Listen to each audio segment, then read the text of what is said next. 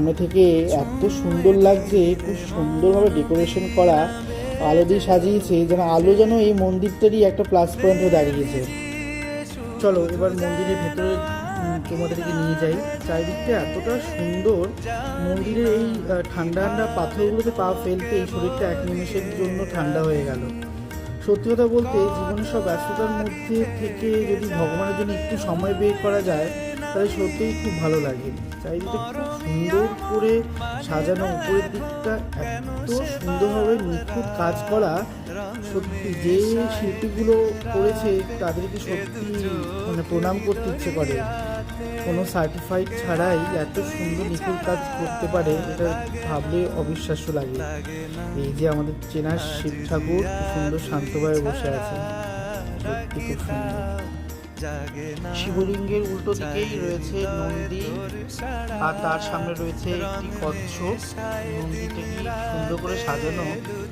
Basically আমি একজনের সাথে এখানে কথা বলেছিলাম, তাকে আমি একদিন জিজ্ঞাসা করেছিলাম এই যে এত সুন্দর মন্দির যে এখানে আছে, এখানে আপনি জৈন মন্দির থেকে শুরু করে বজরংবলী মন্দির, রাধাকৃষ্ণের মন্দির সব কিছু দেখতে পাবেন।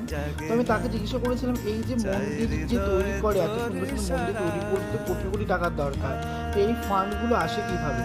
তো সে আমাকে বলেছিল এই ফান্ডগুলো আসে গভর্নমেন্টের থেকেও আসে, আর এখানে যেমন কমিটি থাকে, যেমন আমাদের কলকাতায় যেমন ক্লাব আছে, ক্লাব টাকা ইনভেস্ট করে, তারপর ক্লাবের কিছু যখন একটু প্রফিট হয় সেগুলো জমি যখন ইনভেস্ট করে কোনো কিছু তৈরি করে, ঠিক সেরকমভাবে এখানেও সেম সিস্টেমই রয়েছে, কিন্তু এখানে গভর্নমেন্ট থেকেও প্রচুর পরিমাণে টাকা দেওয়া হয়। এই যে মন্দিরগুলো দেখতে পাচ্ছ, যে মন্দিরটা কিন্তু পুরোটা কিন্তু যেমন সিমেন্টের তৈরি করা, কিছু কিছু জায়গায় কিন্তু প্রচুর পাথরের কাজও আছে। তো আমরা খুব ভালোভাবে জানি যে পাথরের দাম প্রচুর বেশি, আর এখানকার পাথরগুলো বেশিরভাগ ক্ষেত্রে রাজস্থান থেকে আসে, রাজস্থানের থেকে পাথরগুলো একটু কম দামে এখানে পাওয়া যায়। তো যার দরুন একটু কস্টিংটাও মনে হয় অন্যান্য জায়গার থেকে কিছুটা পরিমাণে কম হয়। আপনি যে জায়গাতেই থাকবেন না কেন সেই জায়গার স্থানীয় কালচার বা স্থানীয় আর্ট আপনি দেখতে পারবেন।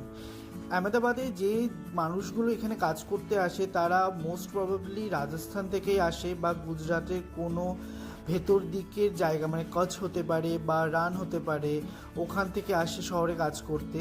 তো তাদের যে আর্ট, তাদের যে শিল্প, সেটা আপনি এখানে মন্দির বলুন বা এখানে ঘরবাড়ির স্ট্রাকচারগুলো বলুন আপনি দেখতেই পাবেন। এখানে কারুকার্যগুলোর মধ্যে রাজস্থানী একটা ছোঁয়া ব্যাপারটাই আছে। চারিদিকটা এত নিখুঁত কাজ করা যে মানে সত্যি এগুলো সচরাচর দেখতে পাওয়া যায় না, আমাদের কলকাতাতেও দেখতে পাওয়া যায় না।